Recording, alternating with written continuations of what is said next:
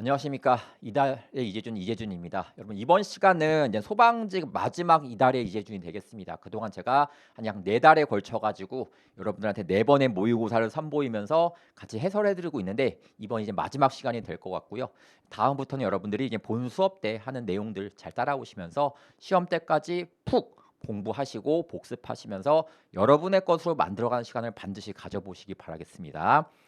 1번부터 바로 살펴보도록 하겠습니다. 1번. 다음 중 행정상 강제 집행에 대한 설명으로 옳지 않은 것은 이렇게 얘기하고 있습니다. 1번. 부작위 의무의 근거 규정인 금지 규정으로부터 의무를 위반함으로 생긴 결과를 시정할 자기 의무나 위반 결과의 시정을 명할 행정청의 권한이 당연히 도출되는 것은 아니다. 금지 규정이 하지 말라는 규정이거든요.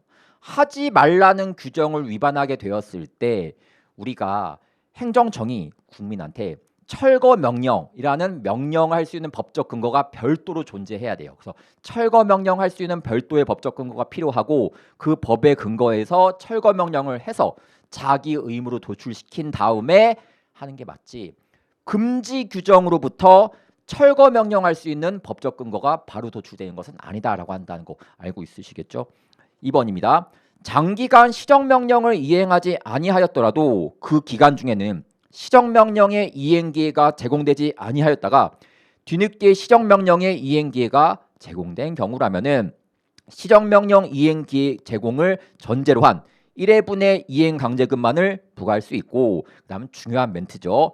시정명령의 이행기회가 제공되지 아니한 과거의 기간에 대한 이행강제금까지 한꺼번에 부과할 수는 없다라고 얘기합니다. 이건 여러분들 사안을 보실 필요도 없고요. 말 자체에서 기회가 주어지지도 않다가 갑자기 과거에 네가 의무 이행 안 했었던 것까지 이행강제금 다 내라. 하는 게 말이나 되겠습니까? 말이 안 되는 것이겠죠. 이거는 무효가 되는 사안이다라고 한다는 거 보시면 되고요. 3번. 세무공무원이 국세징수법 26조에 의해서 체납자의 가옥, 선박, 창고, 기타의 상소를 수색하였으나 압류할 목적물을 찾아내지 못하고 압류를 실행하지 못하고 수색조서를 작성하는데 그친 그러면 소멸시효 중단 효력이 없다. 소멸시효 중단은 권리를 행사한 자를 구제해주겠다는 시스템이거든요. 중요한 게 뭐냐? 권리를 행사를 했지만 실제 그 권리 행사한 목적을 달성하지 못할 때가 있습니다. 다시 말해서 행정청이 압류하러 갔는데 압류 목적물을 찾지 못하고 다시 빈손으로 돌아온 경우가 있거든요. 그래도 소멸시효 중단 효과는 인정이 되는 게 맞습니다. 그래서 권리를 행사하기만 하면은 인정되는 시스템이기 때문에 소멸시효 중단 효과가 없다가 아니라 중단 효과가 있다라고 얘기하는 거죠. 4번. 조세 부과 처분의 취소 사유인 하자가 있는 경우 하자는 후행 강제징수 절차인 독촉 압류 매각 청사에 승계되지가 않는다. 맞습니다. 우리가 과세 처분과 도감매청 사유에서는 하자가 승계가 되지 않고 도감매청끼리만 하자가 승계된다라고만 파악하시면 되시겠죠. 2번도 같이 한번 살펴보겠습니다. 2번. 다음 중 행정벌에 대한 설명으로 옳지 않은 것은 행정벌은 두 가지가 있거든요. 행정형벌과 행정질서벌 두 가지가 있습니다. 우리 대법원에 의하게 되면은 행정형벌과 행정질서벌을 병과가 가능하다라고 인식을 합니다. 병과가 가능하다는 이야기는 동시에 두 가지를 활용할 수가 있다는 뜻인 거예요. 그러니까 잘못은 한 가지인데 거기에 행정형벌과 행정질서벌을 동시에 부과해도 된다는 입장이고 대법원은 현재는 그게 안 된다는 입장이거든요. 1번 대법원 판례 입장에 따르면 행정법상의 질서벌인 과태료 부과 처분과 형사처벌은 그 성질이나 목적을 달리하는 별개의 것이므로 행정법상 질서벌인 과태료를 납부한 후에 형사처벌을 한다고 하여 일사부재리의 원칙에 반하는 것이라고 할 수는 없다. 맞는 얘기하고 있겠죠. 동시에 부과해도 괜찮다는 뜻인 거예요. 2번입니다. 영업 양벌 규정에 의해 영업주를 처벌하는 경우, 여러분들 영업주 처벌하는 거랑 종업원 처벌하는 것은 별개의 사안이기 때문에 때로는 영업주만 처벌될 때도 있고요. 때로는 종업원만 처벌될 때도 있습니다. 그래서 금지 위반 행위자인 종업원을 처벌할 수 없는 경우라면 영업주만 따로 처벌할 수 없다. 틀린 지문이겠죠. 따로 처벌이 가능합니다. 3번이에요. 우리 기관임 사무라고 하는 것이 있고 자치 사무라고 하는 것이 있습니다. 기관임 사무로 했을 때는 지자체는 처벌할 수가 없고요. 자치 사무했을 때는 지자체 처벌할 수가 있습니다. 그래서 지방자치단체가 국가로부터 위임받은 기관위임 사무를 처리하는 경우 지방자치단체는 양벌 규정에 의한 처벌 대상이 되는 법인에 해당하지 않는다. 맞는 얘기하고 있죠. 4번입니다. 여러분들 질서 위반 행위 규제법에 따르면은 과태료 부과 절차에 대한 이야기를 하고 있거든요. 처음에 과태료를 부과받은 자가 이의 신청을 하게 되는 순간 과태료 부과 처분은 효력을 상실하게 됩니다. 효력을 상실하고 이게 바로 법원으로 넘어가서 비송사건 절차법에 따라 가지고 해결하고 있는 건데 중요한 건 뭐냐? 며칠 이내로 법원으로 넘어가냐가 여기서의 포인트거든요. 14일이라고 하는 숫자 같은 거 잘 기억하시면 되겠죠. 그래서 14일이냐, 10일이냐, 60일이냐 숫자 같은 거 말장난 치는 거는 법 조문 바꾸는 되게 기본적인 패턴이니까 잘 정리하시면 좋을 것 같습니다. 3번 볼게요. 다음 중 행정조사에 대한 설명으로 옳지 않은 것은 1번 우편물 통관 검사한 절차에서 이루어지는 밑줄 같이 그어보시면은 우편물 개봉, 시료, 채취, 성분 분석 등의 검사 세 가지가 있습니다. 이 세 가지는요. 행정조사와 관련해서 영장 없이 해도 좋은 행정조사로 평가를 받습니다. 왜? 수사와 관련 있는 사항이 아니기 때문에. 마약 조사 같은 것들을 행하기 위해서는 분명히 법원한테 영장 같은 거 받아가지고 행해줘야 하는 게 맞거든요. 그렇지만 여기 나와 있는 우편물 개봉, 시료 채취, 성분 분석 등의 검사는 행정조사의 성격을 가지는 것으로 압수수색 영장 없이 진행되어도 별 문제 없다라고 보겠다는 뜻이겠죠. 2번도 같이 보겠습니다. 국세기본법상 금지되는 제조사에 기하여 과세 처분한 경우 우리 제조사는 법에서 금지하고 있는 하나의 테마거든요. 내가 제조사를 해서 세금 부과 처분했다. 그 세금 부과 처분이 얼마가 나오든지 간에 이 세금 부과 처분은 위법이라고 판단을 합니다. 그렇기 때문에 과세관청이 그러한 제조사를 얻은 과세 자료를 배제하고도 동일한 과세 처분이 가능한 경우라면은 적법하다. 틀렸죠.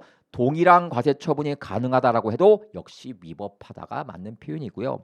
3번 행정기관의 장은 당의 행정기관이 이미 조사를 받은 조사 대상자에 대하여 위법행위가 의심되는 새로운 증거를 확보한 경우는 재조사할 수가 있다. 원래 재조사는 법에서 금지가 되고 있지만 조사한 다음에 추후에 얘가 위법한 행위를 한 것으로 보이는 증거가 뭔가 발견이 됐습니다. 그러면은 또 조사할 수가 있다라고 하는 예외 규정을 두고 있다는 뜻이겠죠.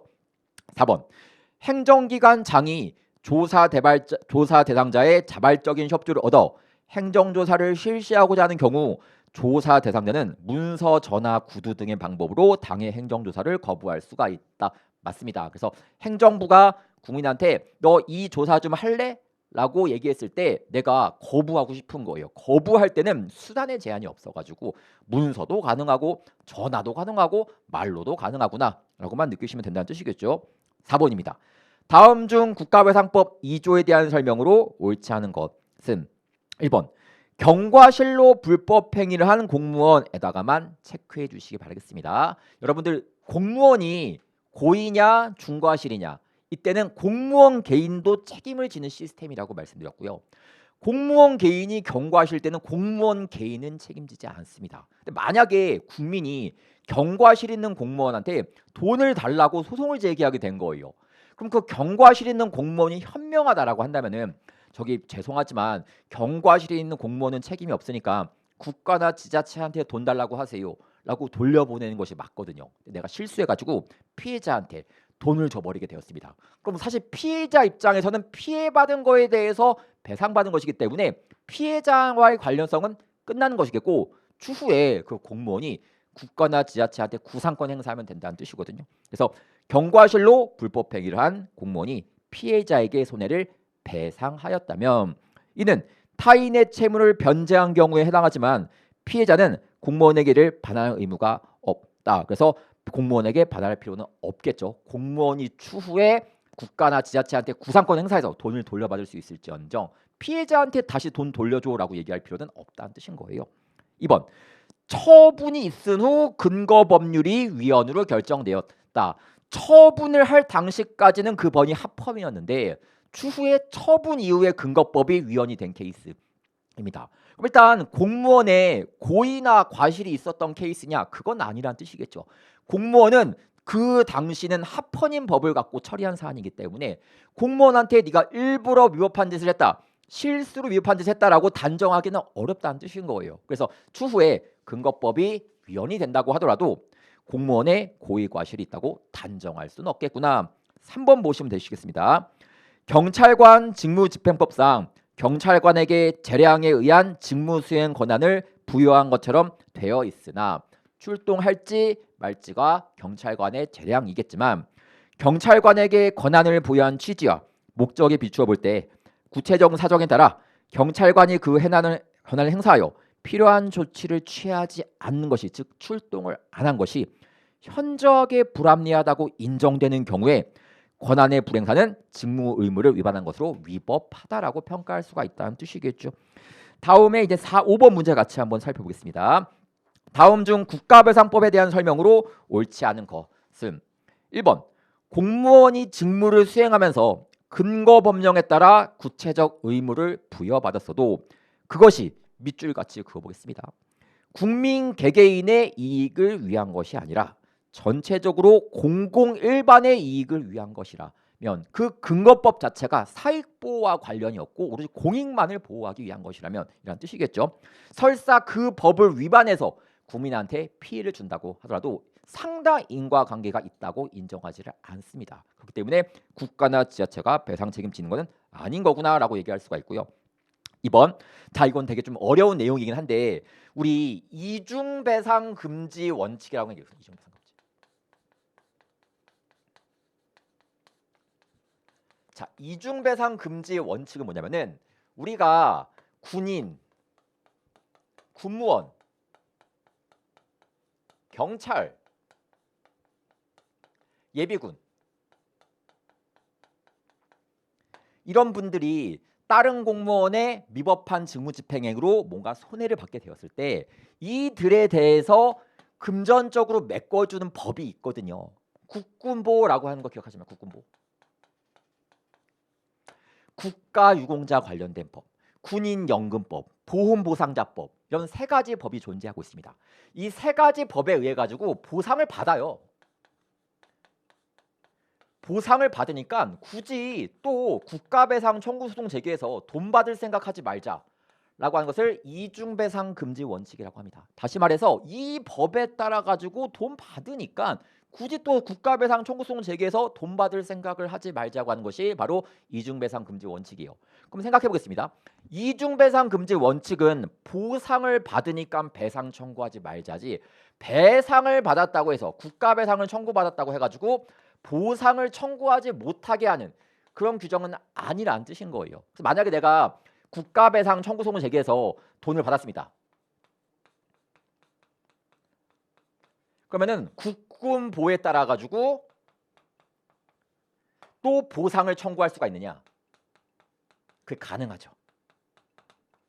가능합니다. 그래서 만약에 내가 국가배상법에 따라 돈 받았어. 근데 내가 추후에 이 법에 따라 가지고 보상 청구할 수가 있냐? 그게 가능하다는 뜻인 거예요. 중요한 것은 무엇이냐면은 우리가 국가유공자법이랑 보훈보상자법은 여기서 얼마를 받았든지 간에 추가로 여기에 해당하는 보상, 여기에 해당하는 보상을 따로 주겠다고 얘기합니다. 예컨대 이 법에 따라서 1,200만 원을 받을 수가 있어요. 근데 이미 1,000만 원 받았어.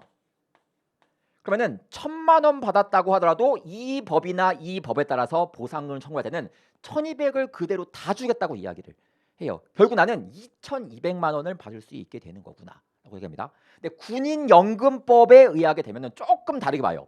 이미 돈을 받은 게 있으면은 요 금액을 제외한 나머지 금액만 청구할 수 있다고 이야기를 해가지고요. 예컨대 군인연금법에 의해서 1,200을 받을 수 있습니다. 그러면은 이미 1,000을 받았으니까 추가로 200만 원만 더 받을 수 있는 것이지 1,200을 받을 수 있는 건 아니라는 뜻인 거예요. 요약하게 되면은 군인연금법 아니 국가유공자법, 보훈보상자법은 금액을 추가로 다 준다. 그렇지만 군인연금법은 이미 받은 돈은 제외시키는 거구나. 그거 말씀드리고 싶다는 뜻이거든요. 그래서 같이 한번 읽어보시게 되면은 이번 직무집행과 관련하여 공상을 입은 군인 등이 먼저 국가배상법에 따라 손해배상금을 지급받은 다음 9. 국가유공자 등 예우에 관한 지원에 관한 법률, 즉 국가유공자법이라는 법이겠죠. 이 정한 보상금 등 보훈급여금의 지급을 청구하는 경우 국가배상법에 따라 손해배상을 받았다는 이유로 지급을 거부할 수는 없겠구나라고 이야기한다는 뜻입니다. 3번도 보겠습니다. 군 복무 중 사망한 군인 등의 유족인 원고가 국가배상법에 따른 손해배상금을 지급받은 경우, 국가는 군인연금법이라는 말이 핵심이 되는 키워드겠죠. 군인연금법 소정의 사망보상금의 지급을 함에 있어서 원고가 받은 손해배상금 상당 금액을 공제할 수 없다가 아니라 공제한다가 맞습니다. 이미 1,000만 원 받았으면 1,000만 원은 빼는 거구나 라고 느끼시면 된다는 말씀인 거예요. 4번, 국가나 지방자치단체가 손해를 배상할 책임이 있는 경우에 영조물 설치 관리를 맡은 자가 위임을 한 자를 얘기하고 있겠고요. 영조물 설치 관리 비용을 부담한 자가 위임을 받은 자를 얘기하고 있습니다.가 동일하지 않으면 이게 위임이 발생했다는 뜻이죠. 비용을 부담하는 자도 손해를 배상해야 된다니까 국민 입장에서는 선택 청구가 가능하다는 뜻입니다. 그래서 위임자한테도 돈 달라고 얘기할 수가 있고 수임자한테도 돈 달라고 얘기할 수가 있다는 뜻인 거구나. 6번, 다음 중 행정상 손실보상에 대한 설명으로 옳지 않은 것은 1번도 같이 보겠습니다. 공익사업을 위한 토지 등 취득 및 보상에 관한 법률상 동일한 소유자에게 속하는 일단 토지의 일부가 협의에 의하여 매수되거나 수용됨으로 인하여 밑줄이여 잔여지를 종래 목적에 사용한 것이 현저히 곤란한 때는 이라고 얘기를 합니다. 그러면 토지 소유자가 두 가지 권리가 발생한다고 제가 말씀드렸었거든요. 첫 번째가 사업 시행자한테 매수 청구권을 행사할 수가 있고요. 토지 수용위원회한테 수용 청구권을 행사할 수가 있다. 근데 여기서 수용 청구권이 형성권, 루시퍼와 같은 거구나. 거부할 수 없는 마력과 같은 힘이라는 뜻이겠죠. 그래서 해당 토지 소유자는 관할 토지 수용위원회에 잔여지를 매수하여 줄 것을 청구할 수가 있으며 사업 인정 이후에는 사업 시행자에게 수용을 청구할 수가 있고 이 경우 수용 청구는 매수에 관한 협의가 성립되지 아니한 경우에만 할 수 있으면 사후 완료일까지 해야 된다. 뭐가 틀린지 눈에 보이십니까? 토지 수용위원회한테는 수용 청구를 하고 사업 시행자한테는 매수 청구를 해야 되는데 반대로 설명하고 있지 않습니까? 그거 제가 중요하게 잘 파악하라고 말씀을 드렸었죠. 2번입니다. 헌법 23조 3항을 불가분 조항으로 볼 경우 불가분 조항으로 본다는 이야기는 위헌무효설의 입장이라는 뜻이거든요. 즉 헌법이 추구하고자 하는 가치는 법률에서 침해 규정과 보상 규정이 같이 붙어 있어야 한다는 것을 의미를 합니다. 근데 법률에서 보상 규정은 없고 침해 규정만 있다. 그 법은 당연히 헌법에 위반되는 게 맞겠구나라고 얘기할 수가 있다는 뜻이겠죠. 3번, 공익사업을 위한 토지 등 취득 및 보상에 관한 법률상 사업 시행자, 토지 소유자 또는 관계인은 토지 수용위원회의 재결, 이걸 수용재결이라고 얘기하고 있습니다. 수용재결에 불복할 때에는 재결서 받은 날로부터 90일 이내에 행정소송을 제기하던가 혹은 내가 이의 신청을 거쳐서 이의재결 받고 소송 제기할 때는 60일 이내 소송 제기해야 된다. 제가 30, 90, 60 숫자 같은 거 한번 비교해드렸던 거 알고 있으시지 않습니까? 그거 한번 매칭시켜 보시면 되실 겁니다. 4번, 자, 여러분들 환매권에다가만 밑줄 주시겠고요. 여러분 내년에 시험 보실 때까지 환매권 보상금 어쩌고저쩌고 나온다. 민사소송이구나라고 암기하시는 겁니다. 그래서 환매권 존부에 관한 확인 및 환매 금액 증가물 구한 소송은 민사소송으로 청구할 수가 있다라고 평가할 수 있겠죠. 7번도 같이 한번 살펴보겠습니다. 다음 중 행정심판법상 행정심판에 관한 설명으로 옳은 것은 1번, 법원행정처장의 부당한 처분에 대해서 중앙행정심판위원회에 행정심판 제기할 수가 있다. 틀렸습니다. 법원은 행정부가 아니기 때문에 법원이 어떤 처분을 했다. 그러면 행정부에 있는 중앙행정심판위원회에 사건을 끌고 올 것이 아니라 법원 자체 내에서 해결해야 되니까 법원 내에 있는 행정심판위원회가 처리를 해야 된다는 뜻이겠죠. 2번, 피청구인 경정이 있으면 피청구인 경정은 행정심판 중에 피청구인을 바꿔버리겠다는 뜻이거든요. 바꾸게 되면은 사실상 이거는 바꾸는 시점에 바뀌었다고 보는 것이 아니라 처음 소송을 제기했을 때, 처음 심판을 제기했을 때 바뀐 것으로 이해를 합니다. 그래서 피청구인이 경정시에 제기된 것으로 본다가 아니라 종전에 행정심판을 청구했을 때 바뀐 것으로 이해한다는 뜻이고요. 3번 행정심판위원회가 직접 처분을 했다. 직접 처분했다는 이야기는 행정심판위원회가 그냥 국민한테 허가 내줬다는 뜻이거든요. 허가 내주게 되면은 동작구청장한테 통보를 합니다. 네가 허가 내줄 거 내가 허가 냈으니까 네가 알아서 관리해라고 얘기한 거예요. 그러면은 동작구청장은 추후에 그가 한 처분을 내가 한 처분으로 보아서 관계 법령에 따라 관리 감독 등 필요한 조치를 해야 되는 거구나라고 느끼시면 되고요. 4번 청구인은 행정심판위원회의 간접강제 결정에 불복하는 경우 그 결정에 대해서 즉시 항고하는 것이 아니라 행정소송 제기할 수 있다라고 제가 외우라고 말씀을 드렸습니다. 그래서 우리가 원래 행정심판 중에 결정이라는 테마가 있으면은 그거에 대해서는 이의 신청하는 것이 맞거든요. 그렇지만 특이하게 간접강제 결정에 대해서만 즉시 항고가 아니라 행정소송 제기할 수 있다라고 암기하라고 말씀드렸거든요. 중요한 거니까 잘 보시면 좋을 것 같고요. 8번 다음 중 관련 청구 소송의 이송 및 병합에 대한 설명으로 옳지 않은 것은 1번 같이 보겠습니다. 행정처분에 대한 무효 확인과 취소 청구는 여러분 무효 사유이면서 취소 사유일 수는 없습니다. 무효 사유면 무효 사유고 취소 사유면 취소 사유겠지. 무효이면서 취소인 건 없습니다. 그래서 이거는 동시에 소송을 진행할 수가 없어요. 없다 보니까 우리가 판사한테 일단 무효 확인 소송을 제기를 하면서 일단은 취소 소송을 예비로 걸어두는 거죠. 걸어두다가 무효 확인 소송이 기각 판결 받게 되면은 예전에 걸어뒀던 그 소송 진행시켜 주세요라고 얘기하는 것을 예비적 병합이라고 얘기하고 있습니다. 그래서 무효 확인 소송과 취소 소송은 서로 양립할 수 없는 청구로서 주의적 예비적 청구로만 병합이 가능하고 선택적 청구로서의 병합이나 단순 병합은 허용되지 않는다라고 얘기하고 있습니다. 2번 취소 소송의 당해 처분과 관련되는 부당이득 반환 청구 소송이 병합되어 제기된 경우 부당이득 반환 청구가 인용되기 위해서는 그 소송 절차에서 판결에 의해 당해 처분의 취소가 확정되어야 한다. 우리 취소 소송의 관련 청구 소송인 부당이득 반환 청구 소송이 병합이 되었습니다. 중요한 거. 취소 소송에서 3심 판결에서 인용 판결 받아야지만 부당이득 반환 청구 소송이 인용되는 것이 아니라 1심과 2심에서 인용 판결 받기만 하면 충분하다고 제가 말씀드리지 않습니까? 그래서 꼭 확정될 필요는 없는 거구나. 3번이죠. 관련 청구 소송의 병합에 있어서는 취소 소송의 적법성이 전제된다는 이야기는 취소 소송이 진행 중이라는 뜻인 거예요. 각하되지 않고 진행 중이라는 뜻이겠죠. 사실심 변론 종결 시까지 병합돼야 한다. 아시겠지만 우리 관련 청구 소송의 병합은 취소 소송이 계속된 법원을 병합시키는데 두 소송이 진행되고 있어야 된다는 전제가 있고요. 플러스 2심 끝날 때까지는 병합해줘야 된다라고 제가 말씀드렸거든요.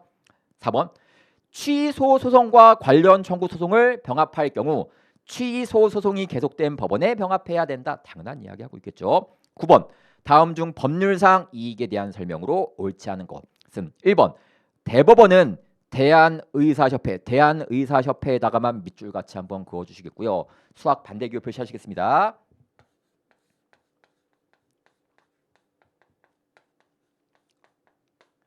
우리가 어떤 그 고시에 대해서 이 고시가 처분성이 있어요. 처분성이 있어가지고 항고 소송을 제기할 수 있는 고시였었거든요. 중요한 게 뭐냐?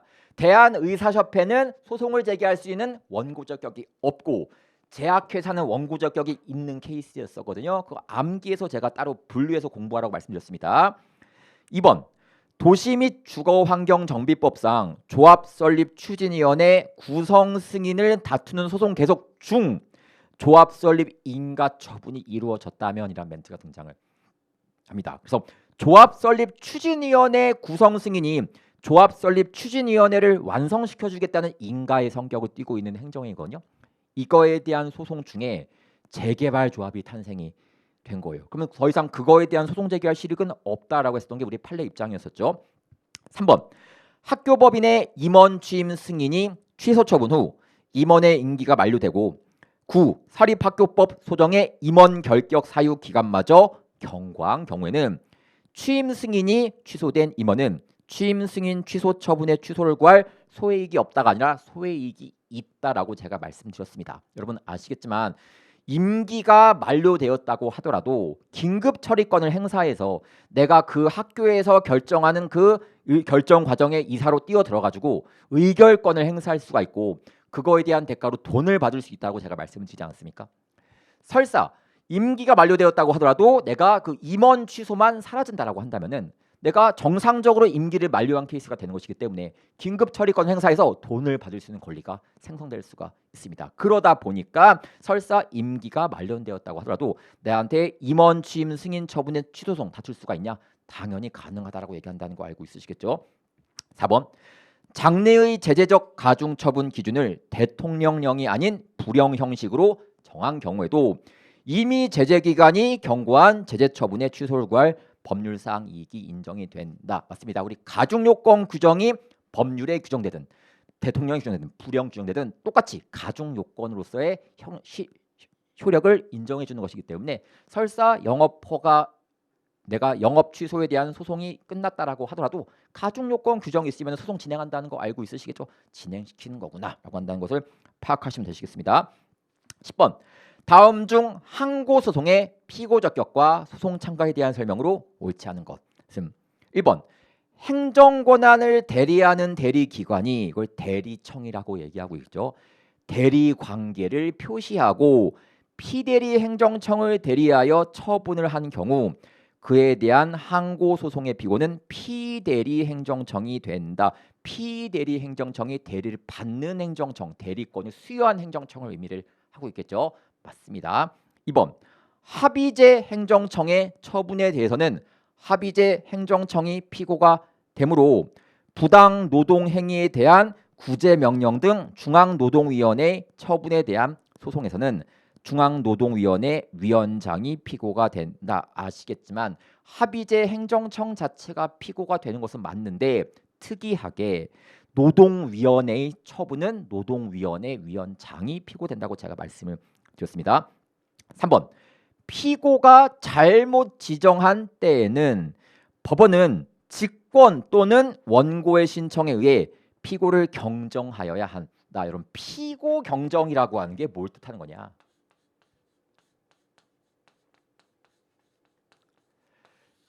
내가 피고를 잘못 지정해서 각하 판결받을 사안인데 취소 소송을 계속 진행시키면서 피고만 바뀌게 해주겠다는 뜻이거든요. 이게 직권으로 가능하냐 불가능하냐. 제가 이거 직권으로 불가능하고 당사자의 신청에만 의존하는 거라고 제가 말씀드리지 않았습니까? 그래서 직권은 안 되는 사항이구나라고 이야기를 할 수가 있다는 뜻이겠죠. 4번 취소 소송의 제3자 소송 참가에 관한 규정은 무효 등 확인 소송, 부작위 위법 확인 소송, 당사자 소송에도 준용이 된다. 맞습니다. 여러분들 소송 참가가 참가자의 권리를 보호해 주겠다는 뜻으로 만들어진 제도이기 때문에 꼭 취소 소송에서만 활용되는 것은 아니라 다른 소송에서도 활용되고 있다라고 한다는 것만 파악하면 되시겠죠. 11번 문제도 같이 한번 살펴보겠습니다. 항고 소송의 대상 적격에 대한 설명으로 옳지 않은 것은 1번 국가인권위원회가 진정에 대하여 각하 및 기각 결정한 경우. 여러분 국가인권위원회에 진정한다는 이야기는 내 인권이 침해당했으니까 구제해 주세요라고 요청하는 겁니다. 근데 거기에 각하나 기각 결정했다는 이야기는 너 안 구해 줄래, 너 인권 침해당한 거 신경 쓰지 않을래 라는 말과 똑같은 표현이거든요. 나한테 영향을 주는 사안이에요. 처분이라고 얘기할 수가 있겠죠. 당연히 여기에 대한 각하 및 기각 결정은 처분에 해당하는 게 맞다. 2번 증액경정 처분을 했을 때 당초 처분은 증액경정 처분에 흡수되어 소멸하고 소멸한 당초 처분에 절차적 하자는 존속하는 증액경정 처분에 승계되지 아니한다라고 제가 말씀드렸습니다. 여러분들 당초 처분의 절차적 하자는 증액경정 처분에는 흡수가 되지 않고 다만 당초 처분에 과다 사유가 있어서 문제가 발생한 케이스가 있었었죠. 그러면은 후행하는 증액경정 처분도 역시 문제가 있는 것이기 때문에 나 과다 사유 때문에 발생한 사안이니까 이 처분은 위협하다라고 주장할 수 있다고 제가 말씀을 드리지 않습니까? 비교해서 공부하시는 거예요. 3번 산업재해보상보험법상 보험급여의 부당이득 징수 절차의 하자를 이유로 증수금을 감액하는 경우 감액 처분으로도 아직 취소되고 있지 않고 남아있는 부분이 위협하다고 하여 다툴 때는 제소기간 준수는 당초 처분을 기준으로 판단해야 된다. 여러분 항상 제가 불리한 처분과 다투는 거라고 말씀드렸기 때문에 감액경정 처분과 당초 처분 중 당초 처분이 더 불리하거든요. 당초 처분을 기준으로 제소기간 90일 지켰는지를 파악해줘야 되는 거구나 라고 얘기할 수 있죠. 4번입니다. 국립대학교 총장의 임용 권한은 대통령에게 있으므로 교육부 장관이 대통령에게 임용 제청을 하면서 대학에서 추천한 복수 총장 후보자들 중 일부를 임용 제청에서 제외한 행위는 처분에 해당하지 않는다가 아니라 처분에 해당한다라고 제가 말씀드렸습니다. 원래 행정부 내부적으로 자기들끼리 티키타카하면서 대화 주고받는 것은 처분성을 인정하지 않지만 여기에는 판례가 처분성을 인정을 했어요. 여기에 대해서는 학자들끼리 뭔가 왈가왈부하는 테마들이 있기는 하겠지만 여러분은 거기에 매몰될 필요는 전혀 없고 그냥 처분성 인정된다라고 암기하시기 바라겠습니다. 12번도 같이 한번 살펴보겠습니다. 다음 중 취소 소송의 제소 기간에 대한 설명으로 옳은 것은 1번 처분이 있음을 안 날은 현실적으로 안 날을 의미한다. 여기까지는 맞습니다. 근데 제가 요 사안 한번 설명드릴게요.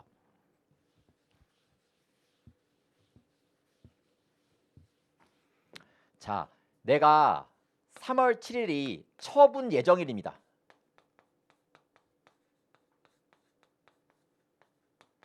내가 2월 1일 날 뭔가 처분을 신청했어요.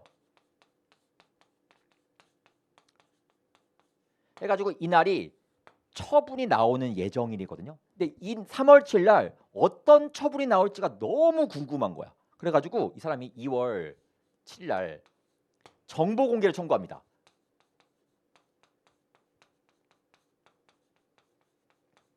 이 정보 공개 청구를 받아보게 되면은 대충 이게 무슨 처분이 나올지가 대충 감이 잡히거든요.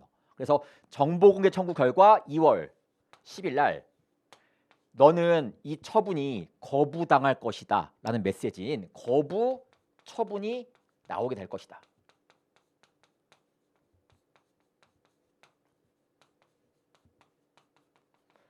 너는 거부 처분이 예정되어 있다라는 메시지를 받게 된 거예요.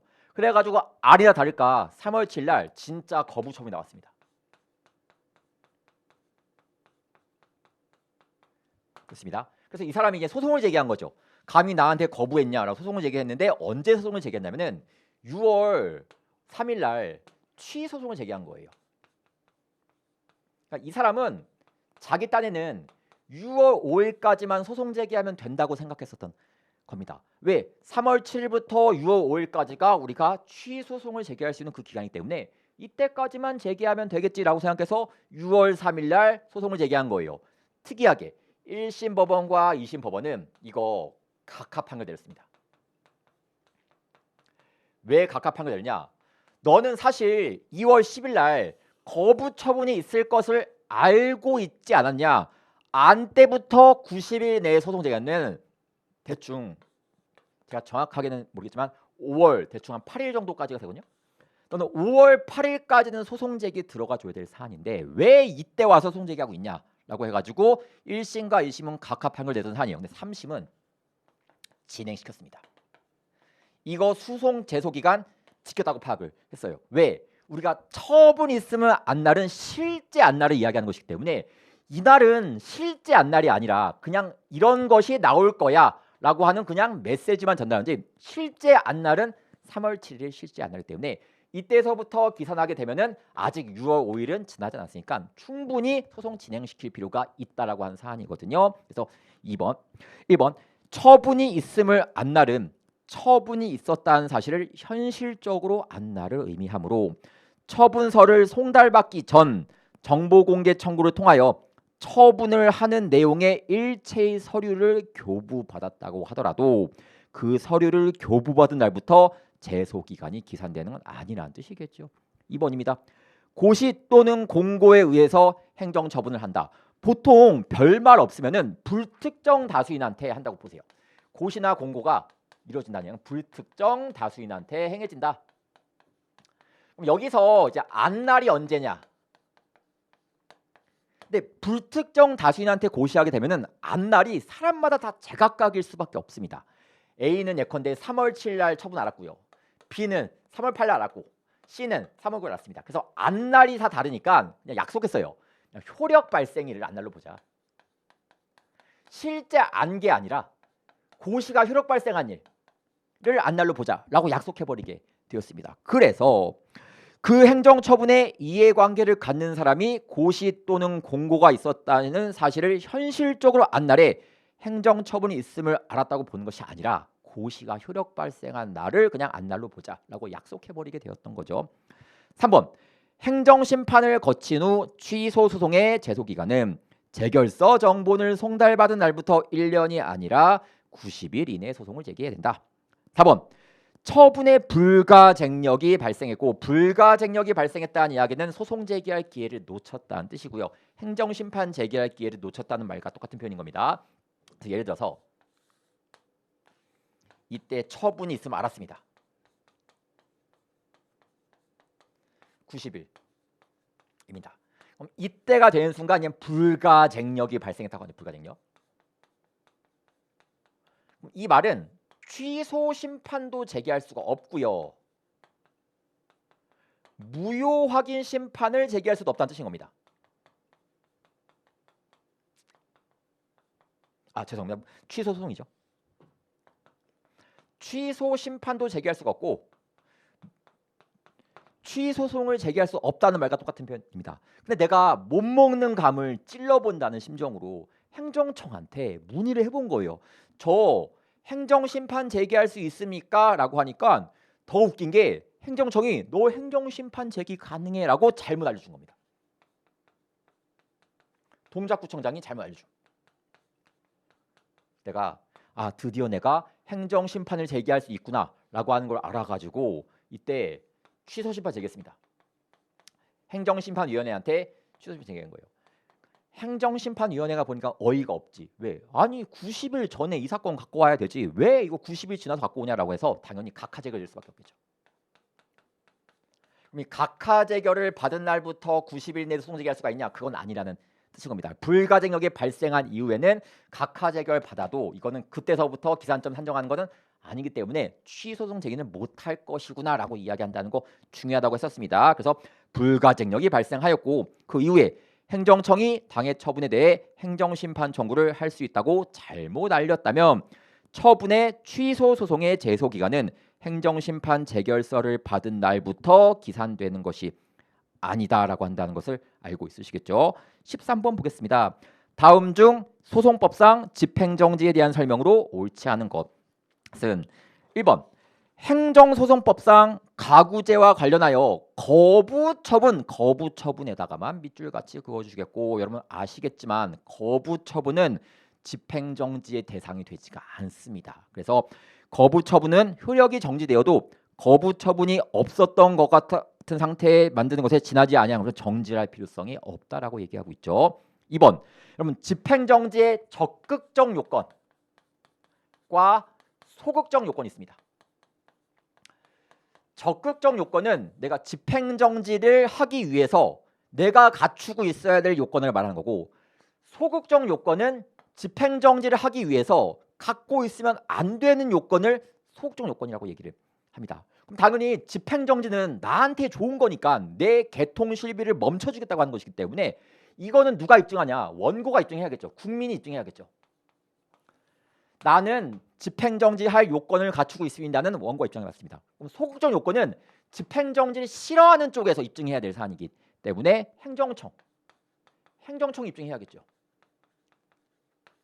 그래서 여러분께서 적극적 요건은 원고가 입증을 하고 소극적 요건은 행정청이 입증한다라고만 생각하시면 된다는 뜻입니다. 같이 보시게 되면은 집행정지의 소극적 요건으로서 공공복리는 처분의 집행과 관련된 구체적이고도 개별적인 공익으로서 이러한 소극적 요건에 대한 주장 소명 책임은 행정청에게 있다가 맞는 지문이 되겠죠. 3번입니다.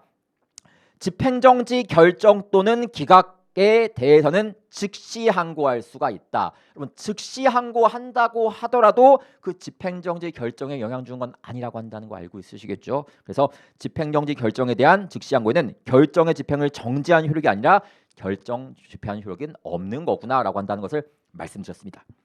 4번 집행정지 결정이 확정된 후 결정이 확정되었다는 뜻은 기본적으로 집행정지 해주겠다는 뜻인 거예요. 그렇지만 이게 무제한적으로 인정되는 것이 아니라 막상 집행정지를 시켜줬더니 추후 이게 공익에 악영향을 주기 시작하는 거야. 그러면 집행정지 결정했었던 거 스스로 취소시킬 수가 있거든요. 이거 당사자가 신청해서 가능하고 직권으로도 가능하구나라고 한다는 걸 체크하시면 됩니다. 그래서 정지 공공복리에 중대한 영향을 미치거나 정지 사유가 없어진 때에는 당사자의 신청 또는 직권에 의해서 결정으로서 집행정지의 결정을 취소할 수 있다라고 얘기를 하겠다는 뜻이겠죠. 14번 다음 중 무효 등 확인 소송과 부작위 위법 확인 소송에 대한 설명으로 옳지 않은 것은 1번 무효인 과세 처분에 근거하여 세금을 납부했대요. 그럼 부당이득 반환 청구소로서 직접 위법 상태를 제거할 수 있는지 여부와 관계없이 소송법 35조에 규정된 무효 확인을 구할 법률상 이익을 가진다. 여러분들 무효 확인 소송이 과거에는요. 쩌리 취급받았습니다. 다시 말해서 후보 선수 취급을 받았었어요. 그렇지만 지금은 후보 선수가 아니기 때문에 부당이득 반환 청구 소송이라고 하는 구제 수단이 있다고 하더라도 언제든지 무효 확인 소송을 제기할 수가 있거든요. 그래서 부당이득 반환 청구의 소로서 위법 상태를 제거할 수 있다고 하더라도 여전히 무효 확인 소송은 얘가 쩌리 취급받는 후보 선수는 아니기 때문에 언제든지 제기할 수가 있다라고 평가하시면 된다는 뜻이에요. 2번 도시 및 주거환경정비법상 주택 재건축 정비사업조합을 상대로 관리처분계획 안 나왔습니다. 안 나오게 되면은 무슨 소송 제기한다? 당사자 소송 제기하는 거구나라고 연결시키시면 되겠죠. 그래서 맨 마지막에 당사자 소송을 제기해야 된다. 3번 부작위의 직접 상대방이 아닌 제3자라더라도 당 행정처분의 부작위 위법 확인을 구할 법률상 이익이 있는 경우 원고적격이 인정이 된다. 우리 항고소송은 꼭 상대방만이 제기할 수 있는 것이 아니라 제3자도 법률상 이익에 침해된 게 있다라고 하면 언제든지 제기할 수가 있죠. 4번 거부처분 취소 소송에서 재처분 의무의 실효성을 확보하기 위한 간접강제제도. 간접강제제도는 거부 처분이 취소되었을 때 발생하는 사안인 건데 이게 거부 처분에서 취소 소송에서만 발생하는 거냐? 부작위 위법 확인 소송에서도 활용되는 거라고 제가 말씀을 드렸습니다. 제가 그 수험상 접근하게 되면 암기하신다는 뜻인 거예요. 간접강제는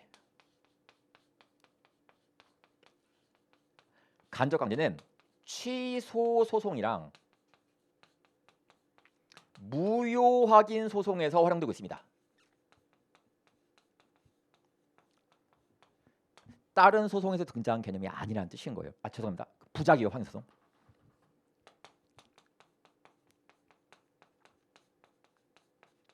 그러니까 무효 확인 소송에서는 활용된 테마가 아니라는 뜻이에요. 그건 취소 소송과 부작위 위법 확인 소송과 활용되고 무효 확인 소송에서는 활용되는 것이 아닌 거구나 한다는 거.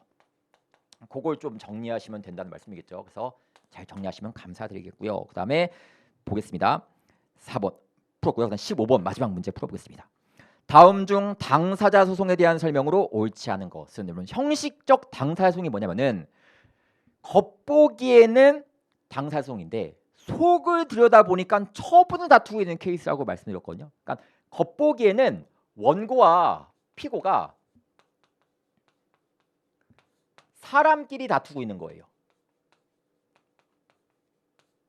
예컨대 A라고 하는 사람이 행정부를 상대로 소송 제기하고 있는 모습인 겁니다. 근데 속사정을 들여다보게 되면은 이거는 처분을 다투는 소송이라는 뜻이거든요. 그러니까 겉보기에는 당사자 소송을 보이겠지만 속을 들여다보면은 이거는 실질은 항고소송이라는 뜻인 거예요. 그래서 얘기가 보게 되면은 형식적 당사자 소송이란 실질적으로 행정처분의 처분 등을 다투는 것이나 형식적으로는 겉보기에는 처분 등의 효력을 다투지도 않고 또한 처분청을 필요로 하는 것은 항고소송이죠.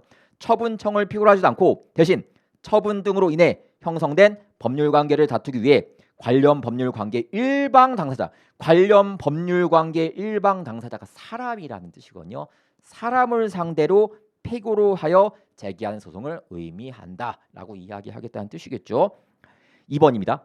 어떤 보상 항목이 손실보상 대상에 해당함에도 관할 토지수용위원회가 사실이나 법리를 오해하여 손실보상 대상에 해당하지 않는다고 잘못된 내용의 재결을 한 경우라고 얘기를 합니다. 그러니까 우리가 수용재결에서 보상금과 관련해서 다투고 싶을 때 우리가 형식적 당사자 소송 제기합니다.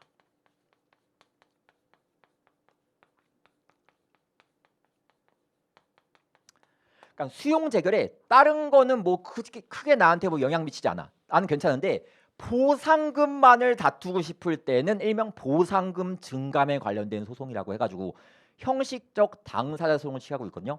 이 형식적 당사자 소송은 원고와 피고가 사람끼리 다투는 소송이기 때문에 원고가 사업 시행자면 토지수용위원회가 피고입니다. 죄송합니다. 토지 소유자가 피고입니다. 그러니까 토지 수용위원회랑 다툰 게 아니라는 뜻인 거예요. 토지 소유자. 반대로 토지 소유자가 원고가 되면은 사업 시행자가 피고가 된다는 뜻인 거예요. 사람끼리 다투는 모습을 보여주고 행정청이란 다투는 느낌을 보여주지 않습니다. 하지만 실질적으로 수용 재결을 다투고 있으니까 처분 다투고 있는 모습이거든요. 이게 형식적 당사자 소송이구나 라고 이야기하겠다는 뜻인 거예요. 중요한 것은 무엇이냐. 계속 보상을 받아야 될 사안인데 보상을 못 받았대. 이건 보상금 다투겠다는 뜻이거든요. 형식적 당사자 소송을 제기하는 것이기 때문에 피보상자가 토지 소유자를 얘기하겠죠. 토지 소유자는 사업 시행자를 상대로 보상금 증감에 관한 소송을 제기하여야 한다라고 이야기하겠다는 뜻이겠죠. 3번. 행정소송법은 당사자 소송의 원고 적격을 당사자 소송을 제기할 법률상 이익이 있는 자로 규정하고 있다. 틀린 지문이겠죠. 우리 당사자 소송에서의 원고 적격이라는 테마에 대해서 규정이 따로 없습니다. 그래서 행정소송법에서 항고소송을 제기할 때는 법률상 이익이 침해받은 자가 제기하는 거다라고 얘기하고 있는데요. 당사자 소송에서는 법률상 이익이 있는 자가 소송 제기하는 이런 말이 없어요. 없으니까 규정이 없는 거구나라고 느끼시면 되겠죠. 4번도 제가 이거 기계적으로 암기했으면 좋겠다라고 제가 말씀드렸거든요. 요거 한번 정리하겠습니다. 가처분은 항고소송에서는 인정되지 않습니다. 하지만 당사자 소송에서는 인정돼요. 다음 집행정지도 한번 보겠습니다. 집행정지는 처분의 효력을 멈춰달라고 하는 것이기 때문에 취소 소송에서 인정되고 있고요. 무효 확인 소송에서 인정되고 있습니다.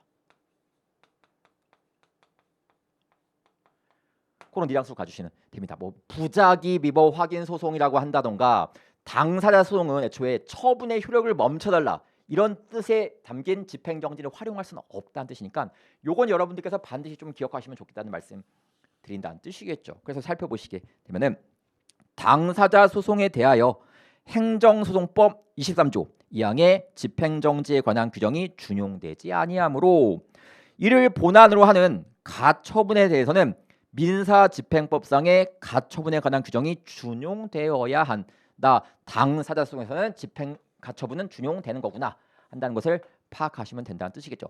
여기까지가 여러분들이 한 달 동안 배웠었던 내용이었습니다. 어쨌든 여러분들 이 시험을 잘 보고 못 보고는 최종 시험까지 연결되는 건 절대 아니에요. 항상 모르는 걸 다시 기본서 찾아보면서 내가 반복 학습할 때 실력으로서 내년 시험에서 잘 볼 수 있는 것이 이 시험에 희희낙낙거릴 필요는 없다고 생각이 들고 하시는 거 꾸준히 하는 과정에 잠깐 점검하는 용도로만 쓰이고 있다라고 보시면 되겠습니다. 이달의 이재준 24년도 과정은 여기서 끝나게 되었고요. 열심히 들어주신 분들 진심으로 감사드리고 내년 시험까지 체력 관리 잘 하시고 꾸준히 하셔가지고 원하는 성과 모두 이루셨으면 좋겠습니다. 감사합니다.